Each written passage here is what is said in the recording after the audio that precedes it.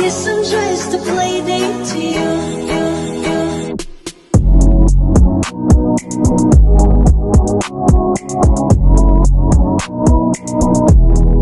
Okay, Assalamualaikum warahmatullahi wabarakatuh dan selamat sejahtera. Nama saya Adrina Hafrin binti Ahmad Daud. Dan saya Nur Amirah Syazlina binti Muhammad Zahir Hussein. Okay, dalam video kali ini, kami berdua akan menerangkan berkenaan dengan subjek biologi tingkatan 4, iaitu dalam bab 3 berkenaan dengan topik pergerakan bahan merentasi membran plasma. Okay, so jom kita start. Okay, membran plasma ni dia terdiri daripada yang pertama ialah dui lapisan fosfolipid. Okay, dui lapisan fosfolipid ni, inilah korang boleh tengok, ini adalah dui lapisan fosfolipid. Okay, dui lapisan fosfolipid ni dia terdiri daripada kepala berkutub yang bersifat hidrofilik, yang bermaksud tertarik kepada air, dan yang kedua ekor tidak berkutub yang bersifat hidrofobik. Okay, hidrofobik ni maksud dia tidak tertarik kepada air. Okay, mungkin korang akan sedikit confused antara hidrofobik dengan hidrofilik, yang mana tertarik, yang mana tak tertarik. Okay, so saya nak bagi tips senang saja. Okay, kita ambil satu je lah. Kita ambil hidrofobik. Okay, hidrofobik ni, okay, kita perkataan fobik. Fobik ni dia macam nak dekat dengan fobia kan. Okay, macam kita tahu maksud fobia ni adalah takut kan. Okay, kalau kita takut, kita buat apa? Kita akan menjauhkan. Okay, so maksudnya tidak tertarik kepada air. Hidrofobik tidak tertarik kepada air. So, automatically hidrofilik akan jadi tertarik kepada air. Okay, jelas Okay, seterusnya dalam membran plasma juga yang kedua ada kolesterol. Okay, kolesterol ni dia terletak di antara, kita tengok kat sini, kolesterol ni dia terletak di antara kepala dengan ekor. Dia dekat tengah-tengah ni. Ni kolesterol yang macam berantai, rantai yang tak berapa nak panjang ni.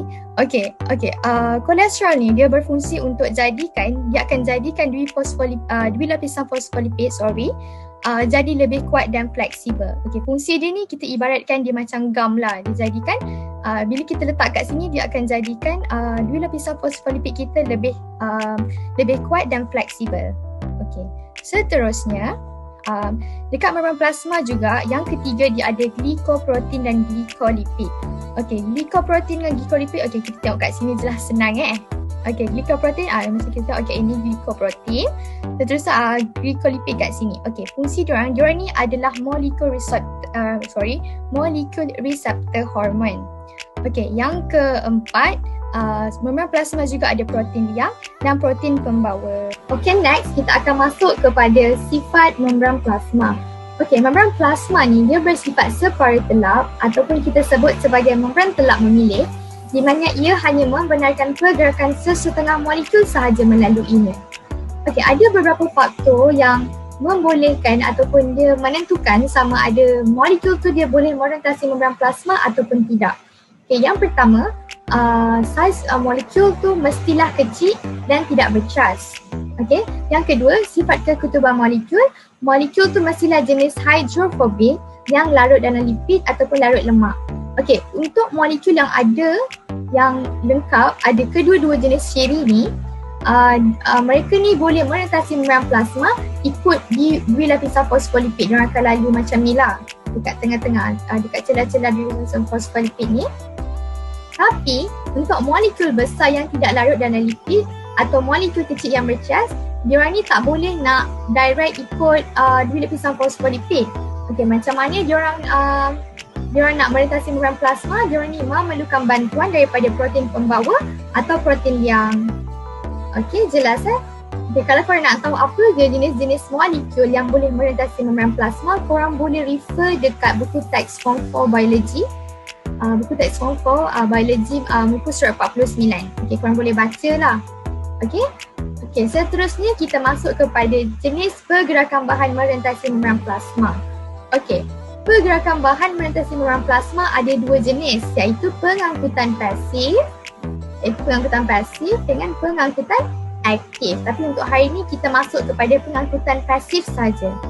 Okay, maksud pengangkutan pasif ialah molekul atau ion meresap masuk ke dalam membran plasma mengikuti kecurunan kepekatan dan tidak memerlukan tenaga.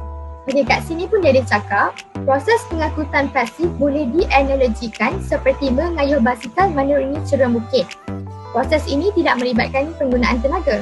Okey, maksud dia kat sini, okey, kita bayangkan korang naik bukit, guna basikal. Okey, ni contohnya bukit yang cerun macam tu lah.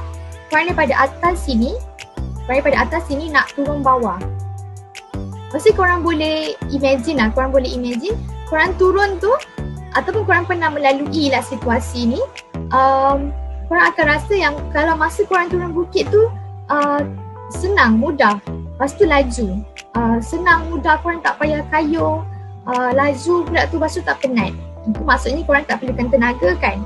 Okay, macam itulah pengangkutan pasif. Dia mengikuti kecurunan kepekatan. Okay, mengikuti kecurunan kepekatan tu maksud dia macam daripada kawasan berkepekatan tinggi, kita pergi ke kawasan berkepekatan rendah. Kita lah molekul bahan tu daripada kawasan berkepekatan tinggi, dia pergi ke kawasan berkepekatan rendah. Okey, jelas Okey, antara contoh pengangkutan pasif, yang pertama ialah resapan ringkas, kedua osmosis dan yang ketiga resapan berbantu. Okay, kalau korang nak tahu info lebih lanjut, korang boleh baca maklumat yang ada kat dalam buku teks ni, lengkap dan insyaAllah korang boleh faham. Dan yang terakhir, kita akan masuk kepada larutan isotonik, hypotonik dan hypertonik. Okey, tapi saya just nak cerita tentang konsep saja. Okey, yang pertama, kita baca definisi dengan penerangan, lepas tu baru saya explain apa yang berlaku. Okey, untuk larutan kita akan libatkan, kita akan anggap A adalah luar dan B adalah dalam. Dia melibatkan larutan luar sel dengan larutan dalam sel. So ni saya dah siap-siap label LD. L ni maksud dia luar dan D maksudnya dalam. Okey, untuk larutan isotonik, definisi dia larutan A dan B mempunyai kepekatan bahan terlarut yang sama. Okey, penerangan, larutan A dan B adalah isotonik terhadap satu sama lain, tiada pergerakan bersih air. Okey, untuk larutan isotonik, larutan dalam sel, larutan luar sel dengan larutan dalam sel, kepekatan dia sama. Tak ada siapa rendah, tak ada siapa tinggi, dua-dua sama. Jadi apa yang berlaku, diorang ni akan bergerak keluar dengan masuk secara bebas dalam masa yang sama.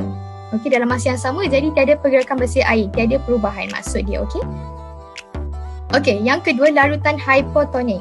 Definisi, larutan A mempunyai kepekatan bahan terlarut yang rendah dan keupayaan air yang tinggi. Okey, penerangan, larutan A hypotonik terhadap larutan B. Air meresap dari larutan A ke larutan B secara osmosis. Okey, untuk larutan hypotonik, larutan A, larutan luar sel ni, kepekatan dia lebih rendah berbanding dalam. Okey, dalam lebih tinggi kan. Okey, konsep dia yang luar akan masuk yang rendah akan pergi ke yang tinggi. Okey, dalam larutan hypotonik, luar lebih rendah kepekatan dia berbanding dalam. Jadi apa yang berlaku? Larutan luar sel dia akan bergerak masuk ke dalam sel secara osmosis. Okey, itu saja. Okey, jelaskan. Okey, yang terakhir larutan hypertonik. Okey, definisi, larutan A mempunyai kepekatan bahan terlarut yang tinggi dan keupayaan air yang rendah. Okey, penerangan, larutan A hypertonik terhadap larutan B.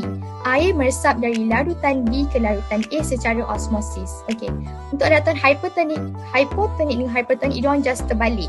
Okey, kalau untuk hypertonik, A pula yang lebih tinggi kepekatan dia berbanding B. Maksudnya, larutan luar lebih pekat berbanding larutan dalam. Jadi apa yang berlaku? Macam kita cakap, yang rendah akan pergi yang ketinggi kan? Kepekatan yang rendah akan pergi yang ketinggi. So, larutan dalam sel dia akan bergerak ke luar sel secara osmosis. Okey, jelaskan. Larutan hypertonik dengan hypotonik terbalik.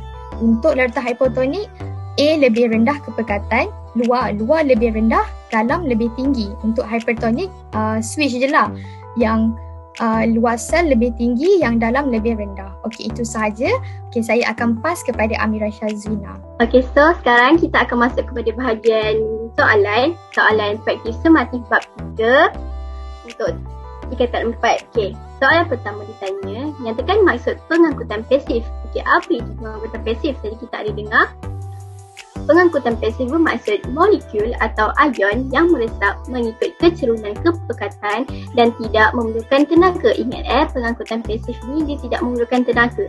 Maknanya, tadi korang ingat yang ada terangkan pasal basikal tu, itu cara paling mudah nak ingat pengangkutan pasif dengan pengangkutan aktif. So korang ingat cara tu. Okay, itu untuk soalan pertama. Soalan kedua.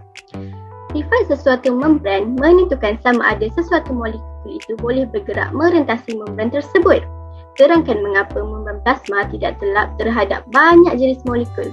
Okay, soalan ni ditanya, terangkan mengapa membran plasma ni dia tak telap terhadap banyak molekul. Okay, tadi kita dah belajar, Adlin pun dah terangkan, membran plasma ni dia hanya membenarkan setengah sahaja molekul melaluinya. Okay, dia ni macam iman sikit lah, dia tak bagi semua molekul masuk. Apa je faktor-faktor yang membenarkan bahan melalui plasma ni? Molekul tu mestilah kecil dan tidak bercas. Saya ingat dia mesti kecil dan tidak bercas. Maknanya kalau dia kecil tapi dia still bercas, dia still tak boleh lalu melalui plasma ni juga. Okay, faktor yang kedua adalah molekul itu mestilah hidrofobik yang larut lemak. Hidrofobik ni tadi Arlene pernah terangkan, korang ingat je, phobia is takut. So dia takut dengan air, so dia tak larut air tapi dia larut lemak. Maknanya molekul tu mesti larut air tapi tak larut air tapi larut lemak. Okay, sorry. Okay, jom kita tengok apa jawapannya. Jawapannya, kebanyakan molekul larut dalam air dan tidak larut dalam lipid. Larut dalam air dan tidak larut dalam lipid. Kebanyakan molekul larut dalam air dan tidak larut dalam lipid. Tadi kita dah belajar membran plasma ni dia hanya menerima molekul yang tak larut air tapi larut lipid. Lipid tu apa? Lemak. Lipid tu lemak. Tapi kebanyakan molekul yang kita tahu semuanya larut air tapi tak larut lipid. Sebab itulah banyak molekul yang tak boleh lalu dalam membran plasma ni. Okay. Oleh itu, molekul-molekul ini tidak bergerak melalui dua lapisan fosfolipid. Okay. Yang kedua, sesetengah molekul yang terlalu besar, misalnya seperti glukosa. Glukosa ni apa? Glukosa ni gula. Dan ion natrium tidak boleh bergerak merentasi lapisan fosfolipid. Sebab apa? Tadi pun kita dah belajar, molekul yang besar yang tak larut dalam lemak atau molekul kecil bercas, dia memerlukan bantuan protein pembawa dan protein yang sebab tu dia tak boleh masuk direct kepada dalam membran plasma, dia kena ada bantuan. Okay. Ion seperti ion natrium tidak boleh bergerak melalui ekofosfolipid. Okay. Soalan yang ketiga. Huraikan mengapa makanan diawet dengan menggunakan larutan gula yang pekat. Larutan gula yang pekat, dia nak mengapa makanan kita ni biasanya diawet dalam larutan gula yang pekat? Okay, jawapannya apa jawapannya? Larutan gula yang pekat merupakan larutan yang hypertonik. Okay, apa itu larutan yang hypertonik? Hypertonik ialah larutan yang luas sel, larutan luas selnya lebih pekat berbanding dalam sel. Contoh macam kita nak buat jeruk mangga kan. Kita kalau tak mangga dalam air gula yang pekat kan, lama-lama apa kita nampak mangga tu? Lama-lama mangga tu dia mengecut kan. Sebab apa?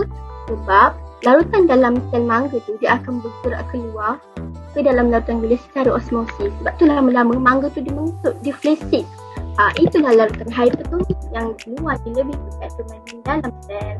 Okey, oleh itu menyebabkan air dalam sel makanan meresap keluar dari makanan secara osmosis. Itu untuk larutan hypertonik.